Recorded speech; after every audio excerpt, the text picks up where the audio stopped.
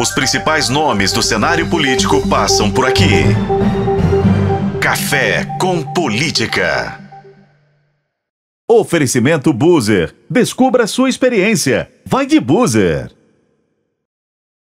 Deputadas estaduais da atual legislatura em Minas Gerais querem elaborar um Estatuto da Igualdade Racial que seja adaptado às necessidades e às demandas do povo mineiro.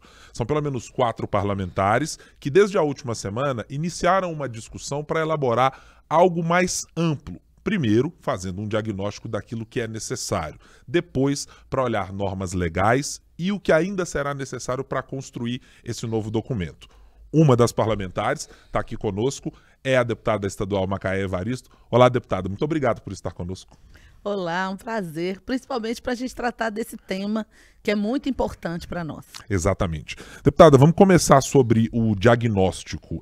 Temos uma legislação nacional que já abarca, de certa maneira, aquilo que o Estatuto da Igualdade Racial ou os problemas que temos para enfrentar esse debate e a condição da população negra no país. Por que a necessidade de se construir uma base, digamos, mineira para tratar desse assunto? Bom, eu vou te dar um exemplo, né? O Estatuto Nacional, né, ele tem vários apontamentos, mas é muito importante a gente compreender que, associado ao Estatuto da Igualdade Racial, foram construídas várias legislações complementares. Vou dar exemplo de uma: cotas para concursos públicos, né? Na esfera federal, todo concurso público já é aplicado o mecanismo de cotas. Em Minas Gerais, a gente não tem essa legislação. Então, por exemplo, a Secretaria de Estado da Educação acabou de lançar um concurso público e não aparece. Inclusive, eu tenho recebido uma série de reivindicações. Mas por que não está estabelecido cotas nesse concurso? Porque nós não temos uma legislação estadual que abarque essa situação. Então, esse é só um dos exemplos, né? Quando a gente está falando do Estatuto da Igualdade Racial, é a necessidade da gente fazer mesmo o escrutínio no que nós já temos de legislação e também das ausências, né? Porque principalmente as ausências vão nos indicar onde a gente precisa atuar com mais efetividade. Por exemplo, quando a gente pensa a atenção integral da saúde da população negra, é preciso entender que existem algumas doenças, alguns problemas de saúde que acometem especificamente essa população. Vou dar exemplo de um que eu acompanho bastante, que é a anemia falciforme, né? Acho que as pessoas podem se informar depois um pouco melhor sobre isso. Mas a gente precisa ter uma série de prerrogativas para uma criança, por exemplo, que tem anemia falciforme. Muitas vezes na escola, ela vai ser considerada como aquela criança que ela está sempre com preguiça, né? Às vezes a pessoa acha que ela é uma criança que está com preguiça, que não quer fazer as coisas, mas o adoecimento muitas vezes dá uma fraqueza naquela criança. E se a gente não tiver, tanto do ponto de vista da educação, uma formação específica para que os profissionais identifiquem, inclusive, os sintomas, o que acontece, que tipo de medidas precisam ser adotadas de forma imediata, a gente deixa uma série de crianças desprotegidas. Isso também vale para a área de saúde, né? Uma criança, um jovem, numa crise de anemia falciforme, ele precisa ter prioridade numa série de serviços. Se isso não é bem, né? Se não existe um fluxo, se isso não está bem trabalhado, a gente vai ter um número muito grande de óbitos. É muito triste essa situação. E o nosso estado é um estado que tem uma forte presença negra, principalmente em regiões de maior desigualdade socioeconômica. Então, quando a gente está falando, né, a gente falou que nós estamos lançando uma agenda. A deputada Ana Paula, a deputada Andréia de Jesus, a deputada Leninha, que agora é a nossa vice-presidenta da Assembleia Legislativa, e eu.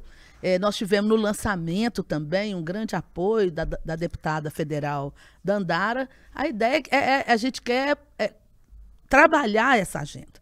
E é preciso também que nós vamos precisar de todos os parlamentares, né? Não apenas das parlamentares negras, mas é uma agenda muito importante que vai fazer muita diferença na vida, no dia a dia. Uhum. Olhando para o primeiro documento, que eu vou chamar de documento fundador do Estatuto da Igualdade Racial, que é aquele que foi apresentado, aprovado e que vigora, lá originado pelo deputado Paulo Paim, do PT do Rio Grande do Sul. fazendo uma espécie de raio-x de lá para cá, até chegarmos a 2023, a senhora percebe que há já de fato uma consolidação do ponto de vista de estruturas institucionais, de governo federal, de entendimento de quanto isso está funcionando dentro dos órgãos, ou ainda há uma distância entre o que é a letra da lei e o que é a prática adotada, por enquanto, na esfera federal e, por vezes, nos estados, ainda numa condição mais precária, certamente? Isso. Bom, quando a gente... Primeiro, acho que é bom lembrar, né? Porque o estatuto também, no âmbito federal, ele demorou muito tempo para ser aprovado, né? Porque... Quando nós estamos falando de combate ao racismo, é preciso a gente dizer que a gente está trabalhando também, né, na desconstrução de privilégios. E é claro que isso, de algumas partes da sociedade, tem uma reação. Mas a aprovação do Estatuto ela foi muito importante. Né? Pós a aprovação do Estatuto, nós tivemos a aprovação, por exemplo, da lei de cotas para as instituições de ensino superior. Né? E no Estatuto, vou dizer, na proposição inicial, nós tínhamos um aspecto que era muito importante, que era a constituição de um fundo para reparações. Esse artigo, especificamente, ele foi vetado. E isso prejudica muito, porque quando a gente está falando de políticas de promoção da igualdade racial, é necessário ter investimento, não é? Então, o Estatuto ele avança, mas a gente continua discutindo mecanismos de financiamento para as políticas de promoção da igualdade racial, que, durante um tempo, né, elas avançaram, mas nós tivemos aí uma interdição. Né? Inclusive, nós tivemos uma extinção do Ministério da Igualdade Racial. E, claro, um retrocesso. Nós já tínhamos, em alguns municípios brasileiros, inclusive em Minas Gerais, prefeituras, municípios que tinham setores, né? Secretarias. Belo Horizonte viveu essa experiência. Teve uma secretaria de assuntos da comunidade negra. Foi muito importante a existência dessa secretaria, porque era uma secretaria que atuava de uma maneira transversal, mas monitorando, né? O que está sendo feito na educação, na saúde, como é que a gente pode pensar em políticas de promoção da igualdade racial quando a gente está pensando no desenvolvimento econômico. Quero pegar essa pauta, por exemplo, porque mulheres negras, nós sabemos que mulheres negras, né, apesar de ser o maior extrato da população, nós somos 27% da população brasileira, né, mas somos nós que estamos nos piores serviços, do ponto de vista da remuneração, né? Em situação de trabalho precarizado, trabalho terceirizado. Vamos observar o que aconteceu na pandemia. Eu falo, gente, as mulheres negras que trabalhavam, né, com alimentação, nos serviços domésticos, na área de cultura e entretenimento, porque não existe o nosso trabalho, nos hospitais. Eu falo assim, olha, quem foi super penalizado, nós entramos, né, numa situação de isolamento, e eu falei, diminuiu o número de ônibus. Sim. E quem é que dependia dos ônibus? Eu falo, quem é que estava no ponto de ônibus 5 horas da manhã, 6 horas da manhã? A população pobre, mas majoritariamente negra. Negra e muitas mulheres. Muitas mulheres. Né? Então, quando a gente pensa em políticas de desenvolvimento econômico para esse conjunto da população, a gente vê que elas ainda são muito insuficientes. Desde do ponto de vista da proteção ao seu trabalho, né? Mas também as pessoas falam muito de empreendedorismo, como se empreendedorismo bastasse querer, né? Mas é preciso ter política, é preciso ter financiamento. Quantas mulheres que a gente conhece, que trabalham, que têm seus pequenos negócios, mas tem zero de possibilidade de ter um apoio, de ter um financiamento para o seu pequeno comércio, para o seu pequeno salão de beleza, não é? Então, é preciso a gente não só discutir, mas pensar como é que, do ponto de vista da legislação, a gente incide para mudar as práticas institucionais. Então, eu falo, a gente precisa discutir, por exemplo, né, com o BMG, que faz financiamento aí de microcréditos, como é que a gente pensa, né, o apoio às mulheres?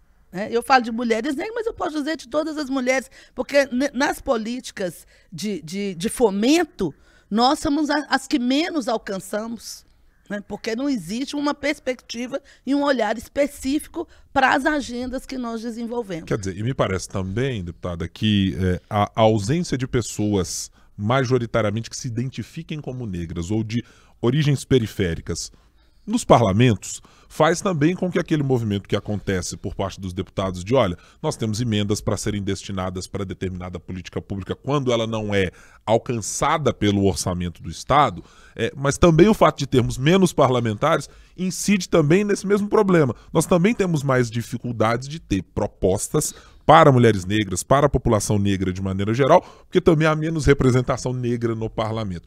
De alguma maneira o Estatuto tem um olhar ou precisa ou vai atuar nessa linha de aumentar a participação, porque, claro, as decisões via justiça eleitoral e a política de cotas está instalada, mas o que a gente vê nos partidos ainda é muito distante do necessário. A gente ainda precisa avançar muito, né? E vamos lembrar que a gente recentemente aí teve uma anistia aos partidos políticos que objetivamente não cumpriram com suas cotas para mulheres, né, para a população negra. Então, essa é uma luta que a gente estabelece, inclusive dentro dos nossos partidos, para ampliar a representação, a presença de mulheres e o apoio ao financiamento de campanhas, porque não basta a gente ser candidato, a gente também precisa ser apoiado no financiamento de campanha, senão é muito difícil, né? E por isso a defesa, eu defendo o financiamento público. Eu sou uma professora, né?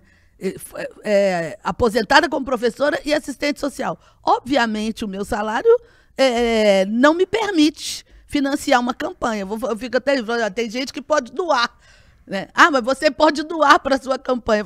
Eu posso doar, o meu salário é o salário de professora, né? Então, apesar de todo o apoio que a gente tem, que você tem uma candidatura popular, mas a gente sabe que o poder econômico, ele é um elemento excludente. Quando a gente pensa a nossa população, nós estamos, né? Somos quem tem menores salários. Quando a gente incide, por exemplo, sobre educação, né? Eu vou falar de algumas políticas que são muito importantes. A política de creche, ela é fundamental, né? Ela é fundamental para a garantia do direito integral, da educação da criança, mas ela é fundamental para as mulheres. Porque se é possível a gente saber que a sua criança está numa creche em tempo integral, a sua possibilidade, capacidade de inserção no mundo do trabalho amplia de maneira gigantesca, né? A mesma coisa, o fortalecimento do SUS, um bom serviço de saúde, isso é fundamental. Políticas de segurança alimentar. Então, a gente precisa entender que o racismo, ele opera em diversos campos, né? Então, a gente não analisa só de um ponto de vista, mas quando a gente vai construindo essa estratégia de proteção por meio de várias políticas, né, a gente garante que a gente possa superar tantos percalços que são colocados para uma criança negra, por exemplo, ter uma trajetória escolar de sucesso, né, para chegar saudável na adolescência. Mas também a gente não quer que nossas crianças, né, eu falo que a gente lutou muito para diminuir a mortalidade infantil, porque a gente tinha números absurdos de morte de crianças antes de 1 ano de idade, depois até 5 anos de idade. Mas hoje a gente está vendo os nossos adolescentes serem assassinados. Com 14, com 15, com 16 anos. A gente costuma brincar, né? Eu queria ser uma mãe que quando minhas filhas saem, né, eu só preciso dizer para elas, né, para levar o agasalho. Mas não, a mãe preta tem que dizer, meu filho, leva seu documento. Você não pode sair na rua sem documento. Eu lembro bem de um caso de um adolescente, isso já tem mais de 20 anos, que comprou uma bicicleta e a mãe dele falou com ele, leva a nota fiscal no bolso. E esse jovem, ele foi assassinado porque suspeitaram que ele tinha roubado aquela bicicleta cuja nota fiscal estava no bolso, que a mãe dele tinha pedido. Uma realidade absolutamente comum para quem é um cidadão negro de periferia. Deputada, queria tocar num ponto do diagnóstico sobre Minas Gerais, para entender de que maneira o Estatuto pretende alcançar os problemas que são específicos de Minas Gerais. Nós temos essa ideia da dimensão quase continental de Minas e com muitas diferenças de desigualdade entre as regiões. E claro, o Estatuto da Igualdade se propõe a atuar em muitas áreas diferentes. É preciso fazer algo sistêmico antes de atuar única e exclusivamente com um ponto como a senhora acabou de mencionar. Considerando o cenário que a gente tem de desigualdade, falta de oportunidade, falta de uma atenção básica à saúde melhor, a senhora mencionou, por exemplo, violência policial, o que é inicialmente necessário de estar de maneira mais urgente nessa discussão sobre o Estatuto? Qual é o problema que é de Minas Gerais que chama mais a atenção da senhora e das demais parlamentares que estão integrando a comissão? Bom, um primeiro problema que eu acho que que a gente precisa resolver é o próprio acesso aos indicadores, não é? Porque muitas vezes a gente tem indicadores globais do Estado e a gente precisa de indicadores regionalizados. Isso é muito importante. Por exemplo, acesso à educação infantil. É muito diferente, eu dizer, do acesso à educação infantil na região metropolitana de Belo Horizonte, mesmo aqui. Mesmo Belo Horizonte, né? A gente tem muita desigualdade, região para outra, periferia para a região mais central. Mas quando a gente pensa o Estado, isso se amplia, né? E nós vamos ter necessidades muito diferentes. Eu vou dar um exemplo, né? Nossas comunidades quilombolas. Minas Gerais é um dos 5 estados brasileiros que tem o maior número de comunidades quilombolas. Entretanto, quando a gente pensa o direito à terra, essas nossas comunidades não têm suas terras tituladas. Esse é um problema, né? Acesso à terra. E é um problema delicado, que, no geral, vamos dizer assim, a política pública ela foge disso. E foge, vou dizer, desde a malfadada abolição. Porque pós-abolição, a população negra não teve acesso à terra, assim como não teve acesso à educação. E a gente precisa falar disso.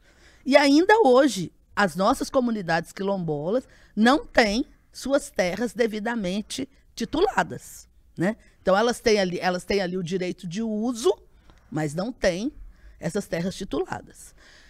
Muitas das nossas comunidades hoje enfrentam problemas muito sérios, por exemplo, com a mineração, que é um problema no nosso estado, de maneira geral.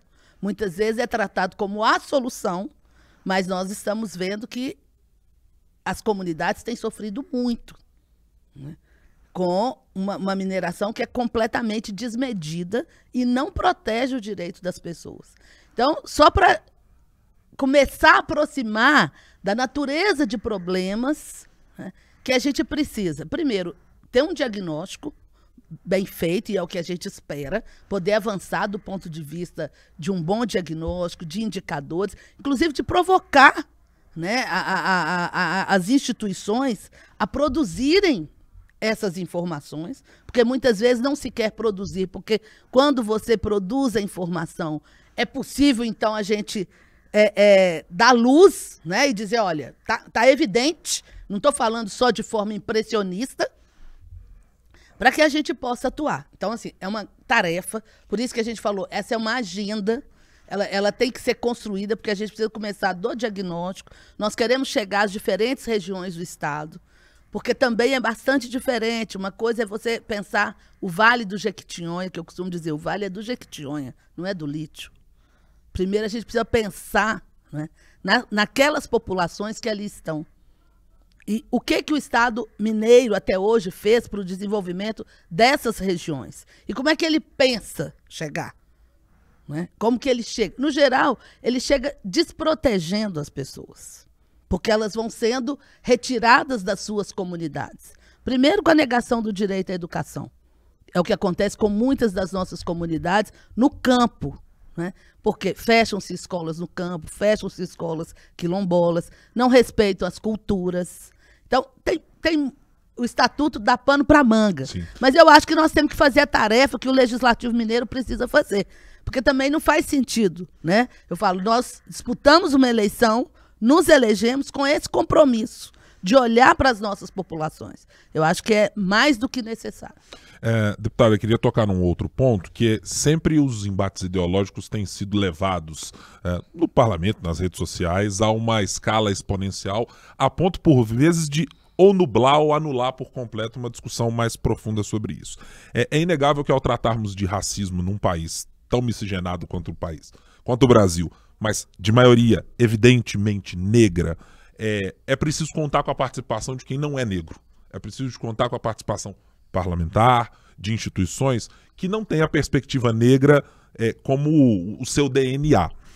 De que maneira a senhora percebe que há recepção na Assembleia Legislativa ou nos espaços de discussão para uma pauta negra, ou seja, para se discutir temas e políticas públicas que olhem para os problemas sociais a partir da perspectiva da população negra? Tem espaço para fazer isso? Temos sim. Eu acho que, primeiro, que a Assembleia ela não é monolítica, não é? Hoje nós temos 3 blocos dentro da Assembleia e é preciso a gente entender que o parlamentar, ele também precisa do voto, né? Então, às vezes, você diz assim, eu não tenho DNA negro, mas o voto negro chega na sua urna, chega no seu número. Então, eu acho que o nosso compromisso é com a população. Nós somos um estado de maioria de população negra e dificilmente um parlamentar em Minas se elege sem um voto negro. Então, ele tem que ter esse compromisso. Tem pautas que são mais difíceis, não é? E tem outras que eu acho que são mais fáceis de serem negociadas. Por isso que eu acho que a gente precisa, por isso que a gente está chamando de construção, não é? O estatuto é o nosso norte, mas tem uma série de legislações complementares, protetivas, que eu penso que a gente não vai enfrentar dificuldades, né, num conjunto ou ao estabelecer uma maioria na Assembleia. Outras, com certeza, né? Mexem com interesses, mexem com privilégios.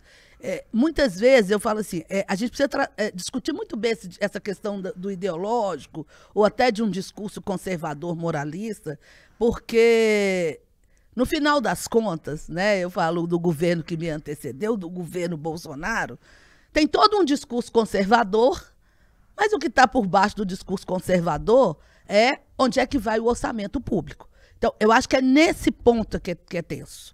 Porque quando a gente traz o debate do combate ao racismo, nós estamos dizendo que precisa se produzir justiça social.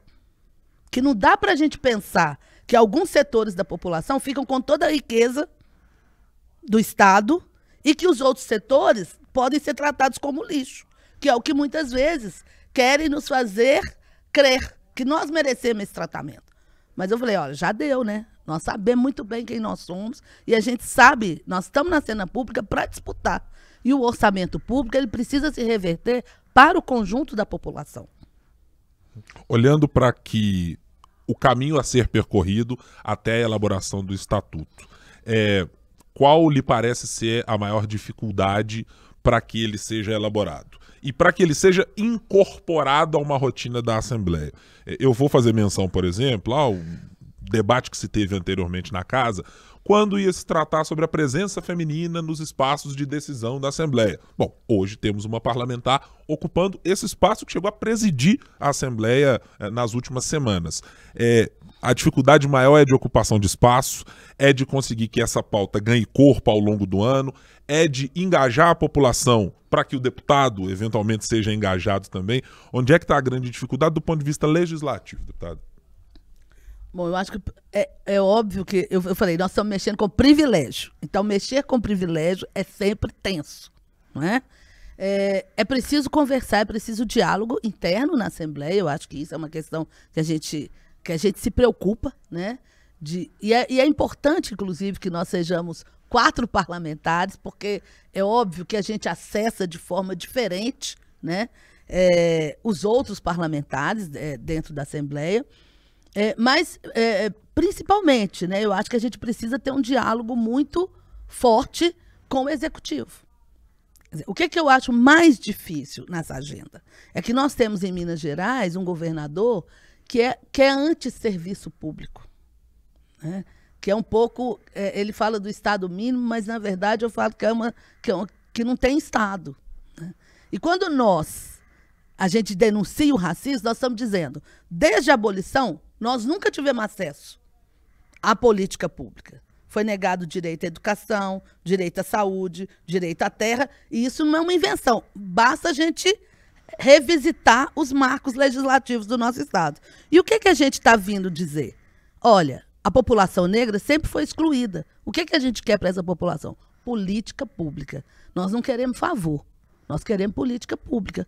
Nós queremos ter uma boa escola. Nós queremos uma escola que inclua história e cultura dos africanos e dos afro-brasileiros. Nós queremos que no SUS se tenha uma política clara de saúde integral para a população negra. Nós queremos que, ao se pensar os financiamentos, se pense também linhas de financiamento que alcance a população negra. Nós queremos que nos editais, eu vou dar um exemplo, eu fui vereadora em Belo Horizonte, eu fiz uma emenda, você falou da questão das emendas parlamentares. Eu fiz emenda parlamentar no campo da cultura para as guardas e para as nossas irmandades do Rosário.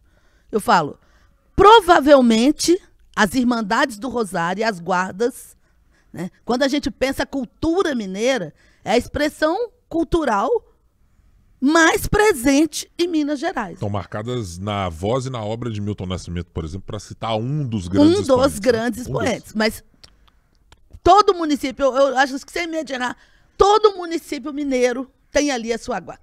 Quantos editais você já viu no campo cultural que alcançou essas guardas?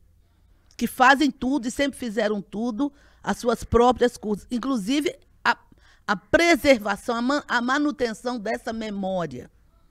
Né? A capoeira. Capoeira na escola. Esse é um tema.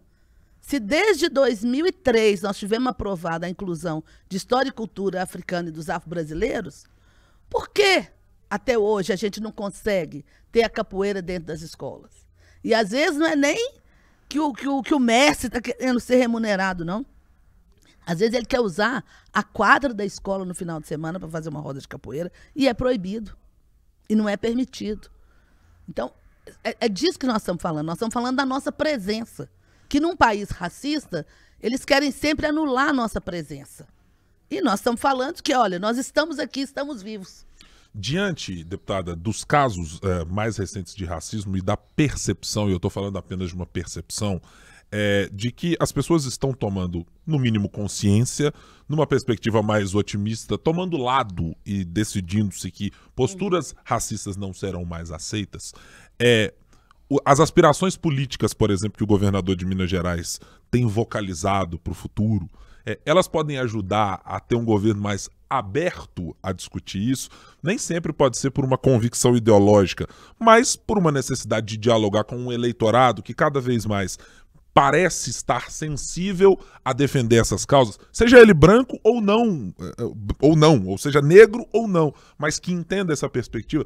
Politicamente é possível também ter esse espaço aberto ou imaginar que ele possa ser? Bom, politicamente é desejável, né?